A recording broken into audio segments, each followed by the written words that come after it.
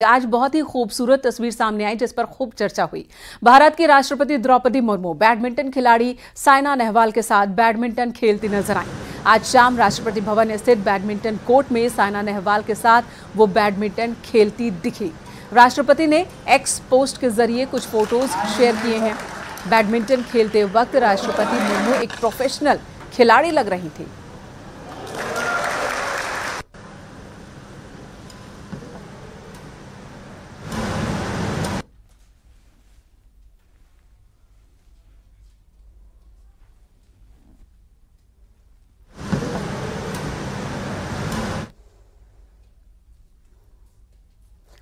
NEET परीक्षा पर NTA ने सुप्रीम कोर्ट में हलफनामा दाखिल किया है। एनटीए ने पेपर लीक से जुड़ी जानकारी देते हुए कहा कि पटना में कथित पेपर लीक के मामले में शामिल आरोपियों ने प्रश्न पत्र की एक प्रति को चोरी छिपे ले जाने की योजना बनाई थी, जिसका कथित तौर पर गलत इस्तेमाल किया गया था।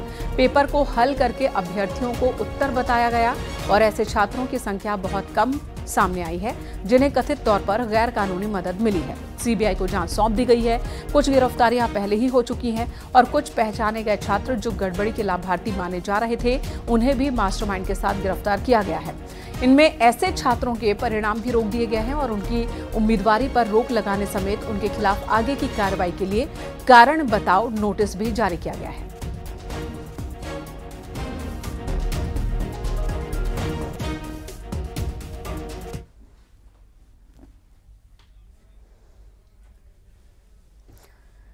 केंद्र सरकार ने भी नीट यूजी मामले में सुप्रीम कोर्ट में हलफनामा दाखिल कर अपना जवाब दे दिया है। केंद्र सरकार ने कहा कि आईआईटी मद्रास के डेटा विश्लेषण में कोई असामान्यता या कोई सामूहिक गड़बड़ी नहीं दिखी।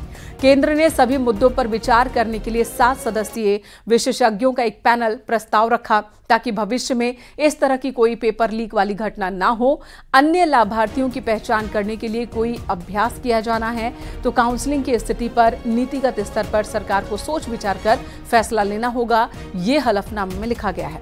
काउंसलिंग प्रक्रिया जुलाई के तीसरे सप्ताह से शुरू होकर 4 राउंड में आयोजित की जाएगी। कोई भी छात्र किसी भी स्टेज पर गड़बड़ी का भागीदार पाया जाता है तो तत्काल उस पर कार्रवाई की जाएगी। ये जानकारियां केंद्र की ओर से दी गई है।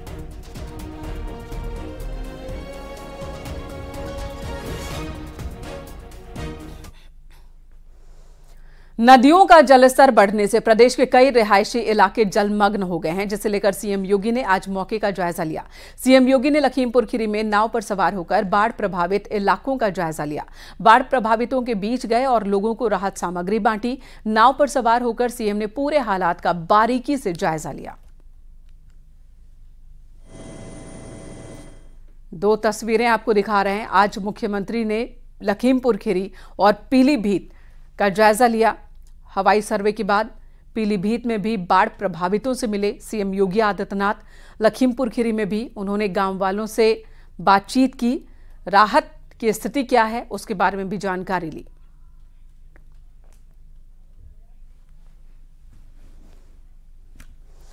सबसे पहले सीएम योगी ने पीलीभीत में बाढ़ के हालात का हवाई सर्वे किया। पूरनपुर तहसील क्षेत्र के चंदिया हजारा में बाढ़ राहत शिविर जाकर बाढ़ पीड़ितों से उन्होंने मुलाकात की, उन्हें राहत सामग्री दी। आपको बता दें, पीलीभीत में पिछले कई दिनों से बाढ़ की स्थिति बनी है। लाखों की आबादी बाढ़ से प्रभावित है। अब तक 1500 से ज्यादा लोगों का रेस्क्यू किया गया है। बाढ़ की गंभीरता को देखते हुए एयरफोर्स को भी लगाना पड़ा, जो हेलीकॉप्टर से लगातार रेस्क्यू ऑपरेशन कर बाढ़ में फंसे लोगों को बाहर निकाल रही है।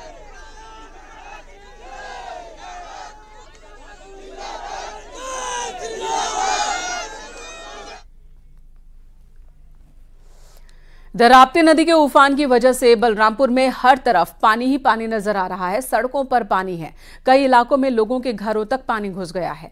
तो ये बलरामपुर की तस्वीर आपको दिखा रहे हैं। सड़क कहां है, नाला कहां है, ये जान पाना मुश्किल हो गया है। घर के अंदर, स्कूल के अंदर, हर तरफ पानी ही पानी। राप्ती नदी जब उफनाती है तो बलरामपुर में तबाही लाती है। ये नज़ारा इस समय बलरामपुर पूरे जिले में दिखाई पड़ रहा है। राप्ती नदी खतरे के निशान से काफी ऊपर बह रही है। अभी जो मौसम वैज्ञानिक कहते हैं कि मौसम का जब नज़ारा होगा, मौसम की जब बारिश होगी अभी 1 महीने और बाकी हैं बरसात में, तब राप्ती नदी फिर अपना कहर दिखाएगी। और इस तरह का जो नज़ारा दिखाई पड़ रहा है कि चारों तरफ पानी ही पानी दिखाई पड़ रहा है। इसी सड़क में जहां पानी भरा हुआ है, यही हम लोगों से मिले हैं, उनसे बात करते हैं कि क्या स्थिति है इस समय गांव में। इस समय गांव में बहुत खराब स्थिति है। हर घर में पानी, लगभग 70 से 72 घरों में पानी घुस चुका है और पूरा संपर्क मार्ग जो है वो टूट चुका है। तो ऐसे में नाव का सहारा लेकर के हम लोग बाहर आते हैं। कई बार तो दोहरा देती है तो हर दूसरे साल बाढ़ आ जाती है, तो सब भगवान भरोसे ही है। ऐसा तो कुछ ऐसा उपाय अभी नहीं लग रहा है। कभी कम हुआ बारिश, बच गई फसल तो बच गई, नहीं बची तो फिर डूब जाती है फसल नष्ट। जैसा लोग कहते हैं कि सब कुछ भगवान के भरोसे ही चलता है और आने वाले समय में अगर इस बाढ़ की त्रासदी से निपटना है तो भगवान ही सहारे के रूप में आते हैं। दुश्वारियां अभी बढ़ती जा रही हैं। सर्वेश कुमार सिंह, न्यूज़ 18 बलरामपुर। सिद्धार्थनगर में इन दिनों बाढ़ जैसे हालात बने हैं। जिले का खैरी शीतल गांव टापू बन गया है और इस बीच एक वीडियो वायरल हो रहा है। इस वीडियो में एक दूल्हा नाव पर बैठकर जाता दिख रहा है। वीडियो शोहरतगढ़ विधानसभा क्षेत्र के खैरी शीतल प्रसाद गांव का बताया जा रहा है। बताया जा रहा है कि बाढ़ की वजह से दुल्हन की विदाई नहीं हो सकी, लेकिन शादी अपने तय तारीख पर ही हुई।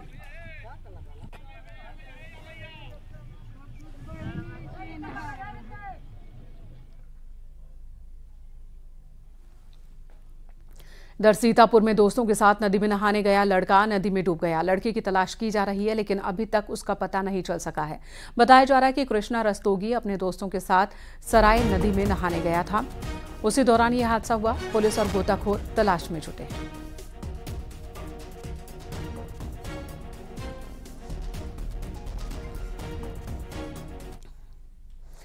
बिजनौर में राज्य सिंचाई मंत्री दिनेश खटीक ने गंगा बैराज पर बाढ़ सुरक्षा के कामों का जायजा लिया।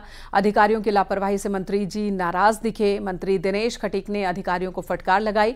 बिजनौर में गंगा की बाढ़ से गांवों को बचाने के लिए गंगा किनारे पत्थरों के बांध बनाए जा रहे हैं, जिसका जायजा लेने मंत्री पहुंचे थे, लेकिन काम की धीमी गति को देखकर उन्हें गुस्सा आ गया और उन्होंने अधिकारियों को फटकार लगा दी।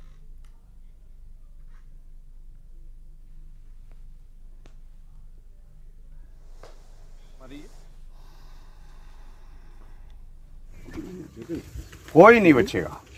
अगर हमने लिख दिया ना मुख्यमंत्री को शायद, और टीम एक वहां से बनवा दी, तो गारंटी से मैं करा 1000% आप लोगों से रिकवरी भी होगी। नहीं, पानी नीचे को निकल गया, लोगों के आवागमन में कोई दिक्कत तो नहीं हुई। जिसकी बात कर रहे हैं ये तो आपने किया है सर। वो दूसरा है जो बता रहे हैं सर, रफ्ता वाला। ये वाला जो है, इसके पास एक गांव है सर, बड़कला है सर। कितनी दूर है वो यहाँ से? बस ये 9 किलोमीटर का तटबंध है सर। मैं बाई गोड बता रहा हूँ आपको, कोई नहीं बचेगा। अगर हमने लिख दिया ना मुख्यमंत्री को शायद, और टीम एक वहां से बनवा दी, तो गारंटी से मैं करा 1000% आप लोगों से रिकवरी भी होगी। नहीं, पानी नीचे को निकल गया, लोगों के आवागमन में कोई दिक्कत तो नहीं हुई। जिसकी बात कर रहे हैं ये तो आपने किया है सर। वो दूसरा है जो बता रहे हैं सर, रफ्ता वाला। ये वाला जो है, इसके पास एक गांव है सर, बड़कला है सर। कितनी दूर है वो? हमारे बाढ़ निरोधक चल रहे हैं, वो रूटीन में है। कुछ कार्य हमारे बहुत कंप्लीट, ज़्यादातर 90% कंप्लीट हो चुके हैं। 1-2 काम हमारा ऐसा है जो इनकम्प्लीट है, जो समय से नहीं हो चुका। अब उसको जल्दी से कराने के लिए जो हमारे अधिकारी हैं उनको हमने कहा है कि उसको जल्दी से कराया जाए।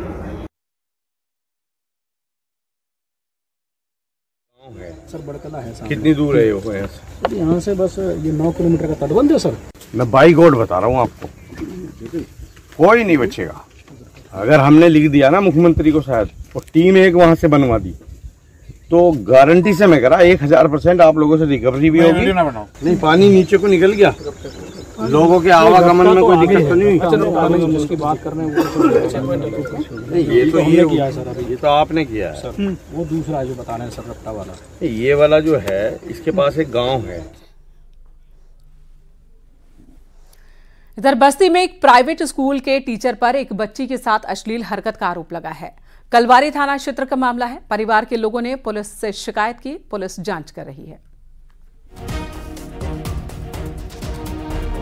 जनपद बस्ती के थाना कलवारी अंतर्गत जिस प्रकरण की आप बात कर रहे हैं, उस बच्ची के मां द्वारा पुलिस को इस विषय में तथ्यों के साथ अवगत कराया गया। प्राप्त तहरीर के आधार पर थाना कलवारी अंतर्गत अभियोग का पंजीकरण कराया गया था। प्रकरण की गंभीरता को देखते हुए इसकी त्वरित रूप से इसमें साक्ष्य संकलन की कार्रवाई, विवेचनात्मक कार्रवाई करते हुए इसमें जो दोषी हैं, दोषी की गिरफ्तारी करके नियमानुसार उसको जेल भेजा गया है। बरेली के कैंट इलाके से घर से लापता एक नाबालिग लड़की का शव कोलकाता के हावड़ा रेलवे ट्रैक पर मिला। बताया जा रहा है कि लड़की कई दिन पहले अपने प्रेमी के साथ घर से भाग गई थी। जैसे ही लड़की के परिजनों को शव मिलने की जानकारी मिली तो परिजनों ने एसएसपी ऑफिस पहुंचकर हंगामा किया। परिजनों का आरोप है कि पुलिस ने वक्त रहते कार्रवाई नहीं की, जिसके बाद एसएसपी ने जांच के आदेश दिए हैं। वहीं स्थानीय लोगों ने कलेक्ट्रेट में भी प्रदर्शन किया।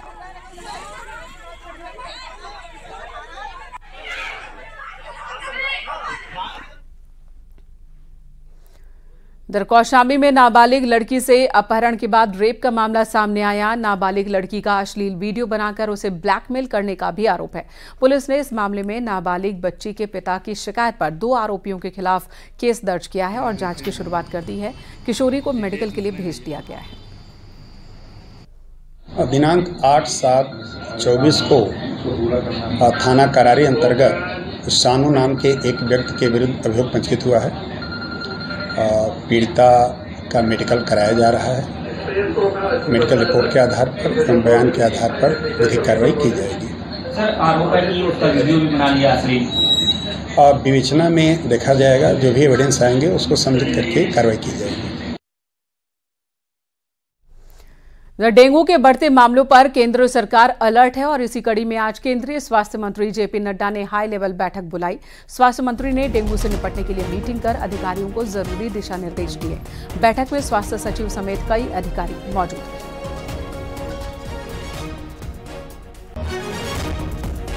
आज स्वास्थ्य मंत्रालय के वरिष्ठ अधिकारियों के साथ मैंने डेंगू के खिलाफ जो स्वास्थ्य मंत्रालय कार्य कर रहा है उसका मैंने रिव्यू किया और सारी जानकारियां हासिल की कि किस तरीके से देश भर में आने वाले समय में डेंगू के खिलाफ लड़ने के लिए कैसे स्वास्थ्य मंत्रालय आगे कार्य कर रहा है।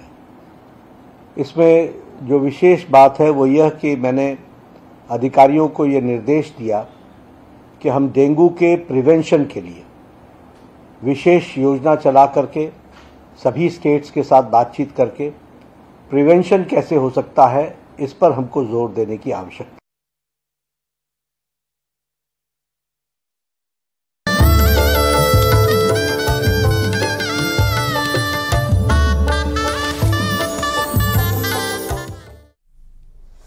मुंबई में रिलायंस इंडस्ट्रीज के चेयरमैन मुकेश अंबानी के बेटे अनंत अंबानी की शादी से पहले शिव शक्ति पूजा रखी गई और ये पूजा मुकेश अंबानी के घर एंटीलिया में रखी गई। शादी समारोह के लिए मुकेश अंबानी के घर को भव्य तरीके से सजाया गया है। मुकेश अंबानी और नीता अंबानी के छोटे बेटे अनंत अंबानी 12 जुलाई को अपनी मंगेतर राधिका मर्चेंट से शादी करने वाले हैं। शादी समारोह में शामिल होने के लिए दुनिया भर से मेहमान मुंबई पहुंच गए हैं और इस दौरान रिलायंस फाउंडेशन की चेयरपर्सन नीता अंबानी खुद एंटीलिया पहुंचे पत्रकारों का धन्यवाद करने मीडिया गैलरी तक आई।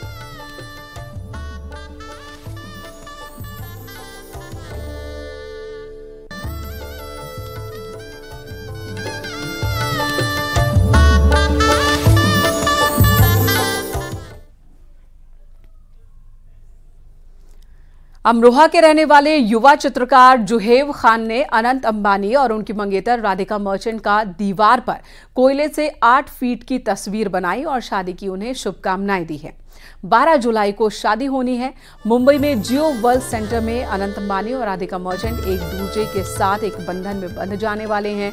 समारोह लगातार जारी है, जश्न लगातार जारी है मुंबई में और इसी बीच दुनिया भर से उन्हें शादी की बधाई भी मिल रही है।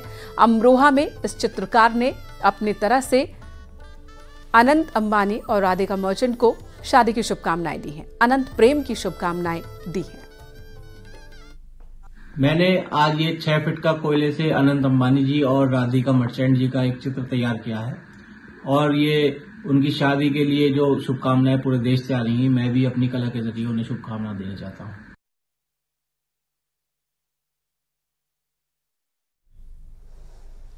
अनंत और राधिका की शादी के लिए जैसलमेर के लोक कलाकार और बॉलीवुड सिंगर मामे खां उन्हें भी न्योता मिला है। मामे खां 12 जुलाई को मुंबई में होने वाली इस शादी में शिरकत करेंगे, यहां परफॉर्म भी करेंगे। मामे खां ने एक वीडियो जारी कर ये जानकारी दी है। उन्होंने बताया कि वे बहुत खुश हैं कि उन्हें न्योता मिला है। उन्होंने कहा कि शादी में जाने को लेकर वो बहुत उत्साहित हैं। वहां पर राजस्थानी लोकगीतों के साथ ही बॉलीवुड में गाए अपने गानों को भी परफॉर्म करेंगे।